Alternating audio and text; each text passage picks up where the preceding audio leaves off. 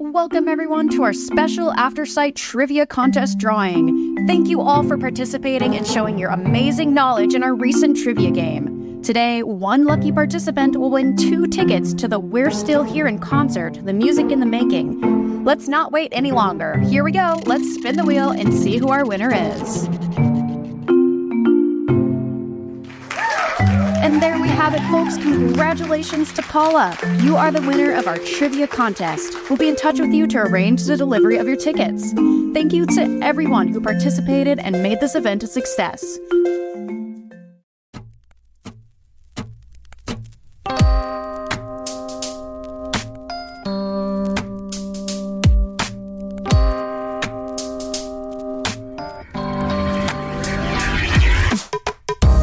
Welcome to Blind Level Tech. I'm Jonathan Price. I'm Evan Starnes. And together, we're bringing you news, tech, and information about blind technologies. Being blind doesn't mean you have to stop living. We're going to show you just how possible it is to live the life you want. Ooh, all right. Hello, everybody, and welcome to Blind Level Tech.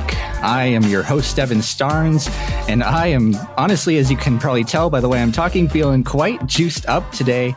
It's always a great day. Yeah, absolutely. It's always, I don't know, I feel like, especially here at Aftersight, you'll always see me with a cup of coffee in my hand or something. I was joking with staff a couple of days ago that I need to have a thing that just, I don't know, injects coffee into my. You need a caffeine IV. Yeah, I do. I mean, I don't know. Yeah. Maybe not though. That could be a little bit dangerous, but that'd be too much. Yeah. Well, it's been, we've had a lot of excitement, Easter Sunday's happened and everything. So yeah, Jonathan, how was your Easter Sunday? And what fun things did you get done? And oh, it was awesome. We always do the Easter eggs, and we have these cool things that are confetti eggs, and they've got little cellophane or tissue paper over one end that has confetti on them, and so you bash them over people's heads and confetti goes everywhere, and it's a lot of fun. And then Easter baskets, and so all that good food. We had 12 people over at our house for Easter dinner and just played games and hung out, and it was awesome because Logan, my dog, was over at my parents' house, which they never have dogs in the house, and they love Logan, and so it's nice to be able to do all that kind of stuff. I got him this really big, those giant bones that are like 12 to 14 inches long and by about 3 or 4 inch diameter that are just unsightly huge. Yeah. So I got him one of those and he destroyed that thing, and it only took him a couple hours to eat it. And I was like, dude. So it was awesome. And yeah, it was a fantastic weekend. What about you? What did you guys do? Well, I went over to family's because Easter by myself would not be very fun. And sure, we made salmon, which, oh man, it's one of my absolute favorite entrees. I could eat salmon every day for the rest of my life and not get sick of it. Nice. Salmon, I still get Easter baskets because it's fun. Why not? And that's right. I'll say one of my favorite Easter candies is those. I only see them around during Easter. Those big jelly beans, not the jelly bellies are good, but these, I don't know, they're large, they're delicious, they have all sorts of different flavors. Like man-sized jelly beans. Yeah. They actually do have single ones too that are kind of big, but yeah. Well, anyway, I am super excited for today's guest. She is a good friend of Aftersights, has been on, The Blind Chick before eons ago, and is joining us today on Blind Level Tech to talk about medical devices and their accessibility or, lack thereof. So, yeah, joining us today is Ellie White. How you doing today, Ellie? And, how was your Easter Sunday? Yeah, hello. I'm doing well. Yeah, Easter is always a lot of fun. I love, I still have fun and color the eggs with my brother and everything. And being blind, the dye, of course, ends up kind of on me more than in my egg, on my egg, but that's the fun of it. And of course, even though I have type 1 diabetes, I love the candy. Absolutely. Oh, sure. Well, what is your favorite Easter candy? Oh goodness. So it's like a Cadbury cream egg, but like instead of the Cadbury, like with the cream inside, it's a Reese's. So that's like peanut butter inside. Oh, yes. But it's like big. I love those. Yes. Yes. I love the caramel ones. The ones with caramel in them are really good too. Yeah. Absolutely. Yes. Speaking of type 1 diabetes, there are a lot of different brands and different kinds of devices that are out there to, maintain and manage it. And they definitely have different quirks when it comes to accessibility and the ease of use or lack thereof. So, yeah, Ellie, what devices do you have to manage your type 1 diabetes? And let's talk about that first, and then we'll dive into the accessibility aspect. Totally. Yeah. So I am currently on what's called the Tandem Control IQ insulin pump. It's a device where I wear, a set in my arm that has a needle that goes into my arm, connected to a tube, connected to a device that I wear like on a pouch on like my belt or something like that, that holds insulin. So I can inject myself with insulin as I eat or when I need it. And then I also use another monitor, another needle that I have injected in my stomach called the Dexcom. It's a continuous glucose monitor, and it monitors my blood sugar, like it says, continuously. So I can luckily read my blood sugar like off of my phone or something, and I don't need to prick my finger and take my blood every hour. Oh, yeah, absolutely. Yeah. Well, so the phone is definitely a pretty recent innovation, and the things like the Dexcom. Gosh, I think I heard about that coming out maybe only a couple of years ago. So let's talk about the pump first, though. It's a digital device. I'm assuming it doesn't have any voice or app integration or any of that. Pretty much, yeah. I mean, so it does have like an app that you can have on your phone to view the settings and to view the alerts, but you can't use it to manage the alerts or anything. Wow. And you can't use it to manage like the amount you're injecting or anything? Correct. No. So yes, there's settings on the insulin pump that I should be able to use to like, manage my diabetes and my blood sugar and to like have it automatically calculate the level of insulin that I need and everything like that. Right. But since the pump itself, like the control device, is all touchscreen and it doesn't have any audible. Exactly. It doesn't have any. It just goes audible, beep beep, doesn't it? Exactly. It just beeps. It doesn't have any tactile buttons that I can even like memorize the sequence of buttons or anything. So I just need to literally go to a sighted, hopefully family member, but I'm not always with my family. So need to go to a sighted person that I hopefully can trust enough to control the settings on a device that controls my life. Yeah. Oh my gosh. Yeah. How do you overcome that? Like when you that would be so irritating and so infuriating to have a device that I can't use, especially when my life is literally in the hands of somebody who I don't know.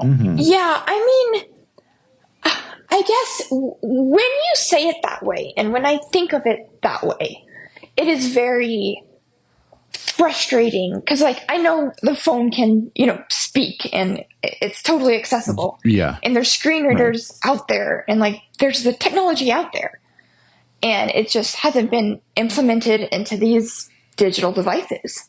So knowing that is frustrating, and I just don't understand why those companies haven't done it yet, because diabetes, I believe, is the number one cause for vision loss. It is. That's a great point. It's the number one cause for vision loss. Plenty of people have to manage their type 1 or type 2 diabetes. And these devices they're like thousands and thousands of dollars too. Absolutely. But the Dexcom has been I was going to say a pretty recent innovation, but it's been out for a few years. And it has an interesting little companion app that goes with it. And how would you say the accessibility of that app is? Luckily, I mean, since Dexcom is, I mean, it literally is just a reading. I just read what it says my blood sugars are, and then I clear the alarm if it's alerting me if it's too high or too low. So with that, it is completely accessible on my phone. But again, that's because I don't need to control any settings or anything like that. Right. Now, prior to the Dexcom, when you had to prick your finger, what was the strategy like for actually kind of reading that that level and all that?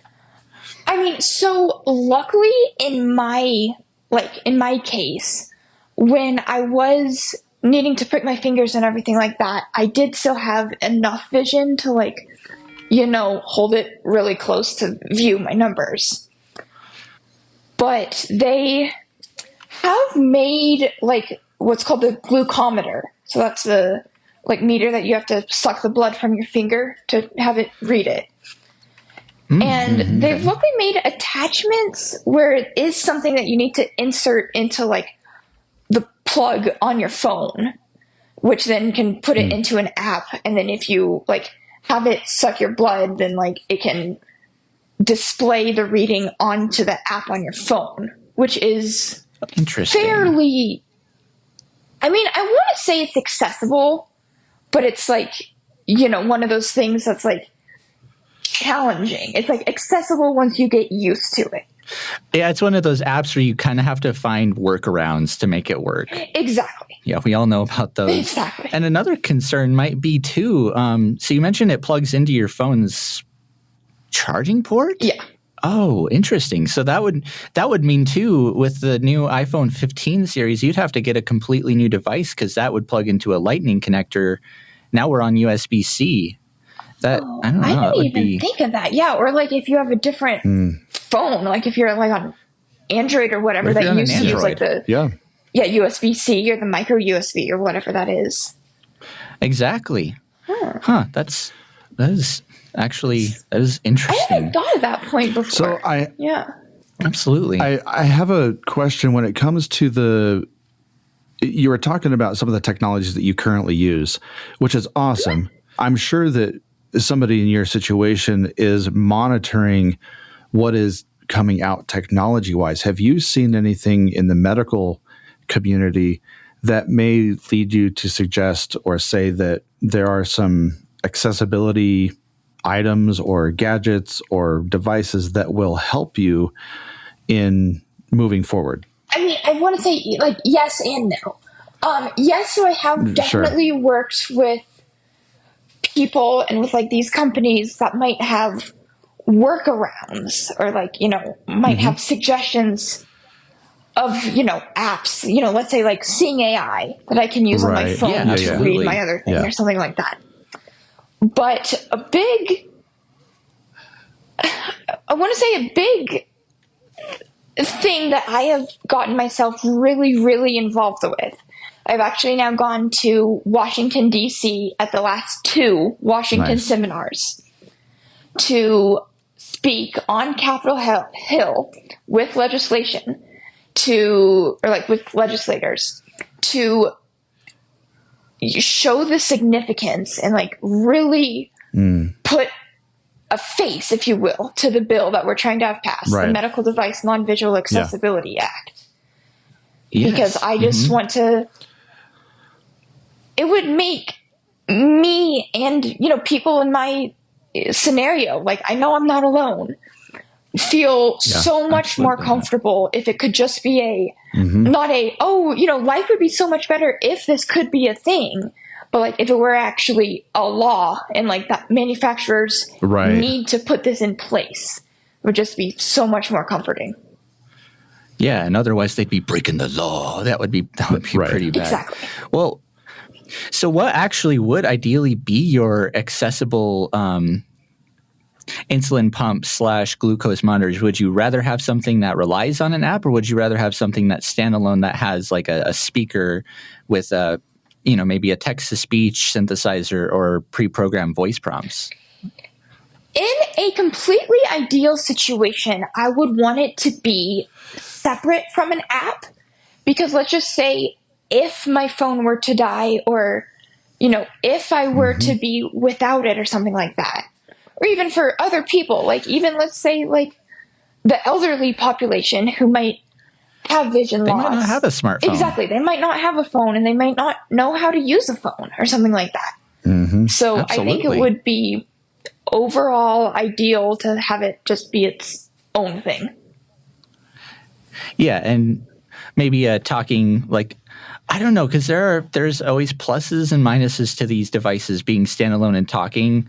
Like, I guess the only thing you'd have to contend with, which honestly, if it's your life on the line, then I don't see a problem with that, would be your levels being read out loud, when you're programming the pump itself. But at the same time, I think that it's a double-edged sword. Of course, Yeah, I mean, I know some people can be like, oh, this is my my personal life. You don't need to know what my blood sugars are or stuff like that. But it's like, absolutely, really, like, it's not that big of a situation.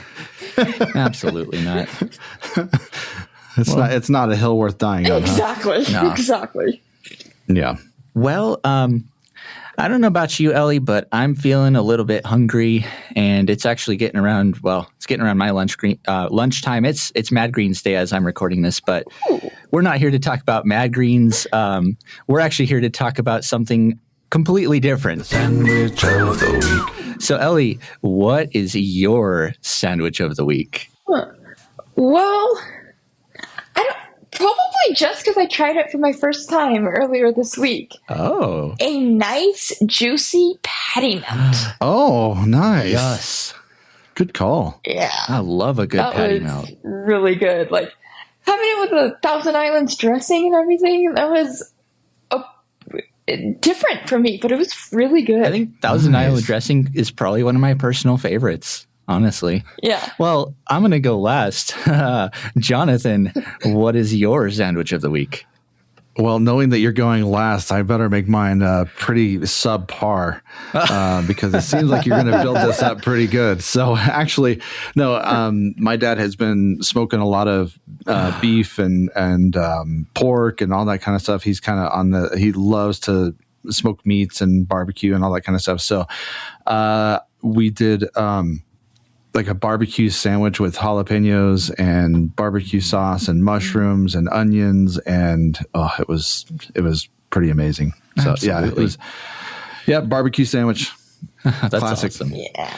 Well, I'm going to go with, because I had mentioned salmon earlier and now salmon's on the brain, I'm actually going to go with not a Filet-O-Fish exactly, because it's McDonald's isn't the healthiest, but for crying out loud, a Filet-O-Fish because they're delicious and they have You fish.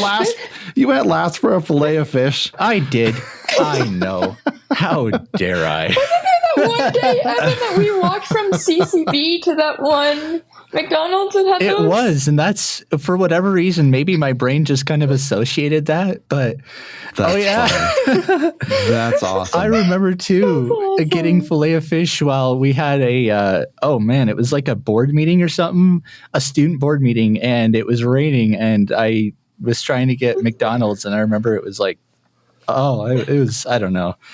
It was a good time. That's funny. Oh, man. That's funny. But Ellie, I love plugging things like this. You got yourself a foundation and all that. So anyway, where can people find you? Absolutely, yeah. So, I mean, as you know, Evan, I'm a completely open book. I am 100% reachable. My foundation is called the Ellie White Foundation for Rare Genetic Disorders.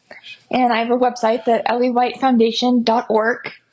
And I can be reached through that or on email or by phone. Absolutely. Anything. So I'm completely open and I'm here for anyone for any reason. Absolutely.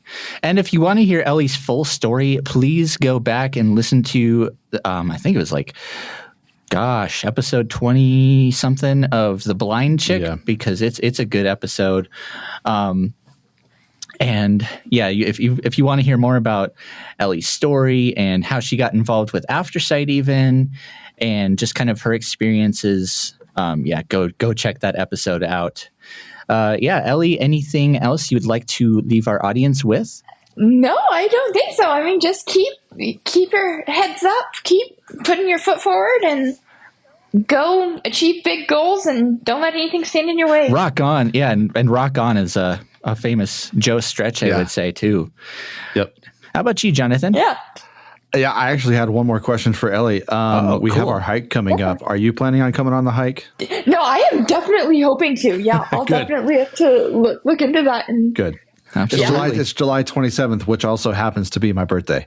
What? So it'll be awesome. I'll be that's really cool. turning 40. How did it'll a big day on a big hike. So it'll be a lot of fun to celebrate with all of my peeps out there. Oh my goodness! great. How did I forget that's that? awesome. It's I feel bad. It's not something Sorry. that It's your no, you don't have 40th too. That's huge. Yeah. Oh but man, that's neither here or there. It's going to be more fun to be hanging out with Ellie and all of our amazing hikers, and we're gonna be at Myers Gulch, and it's going to be an amazing time. So if you want more information about that, visit our website aftersight.org/hike.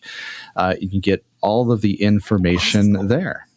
And yes, and if you have feedback for this podcast or any of our other originals, or a question for any of our podcast hosts, you can always email feedback at aftersight.org, or call us at call our feedback line at 720-712-8856. And we have our hike coming up. We're going to have, actually coming up in April, I'm excited for this. We're going to have just like a little volunteer brunch, kind of an open house coming up, which is super fun. And we did launch a couple of new programs too. We have an audio edition of our Aftersight newsletter that our grants manager Brady Steffel read for us. So I'm super excited now. We're getting, we have our newsletter now in digital form, print form, and finally as an audio edition. I never even thought of that, and now that it's here, it's pretty awesome. So anyway, with Evan Starnes, Jonathan Price, Ellie White, the entire Aftersight family, I'm your host, Evan Starnes, and don't forget to plug in your devices.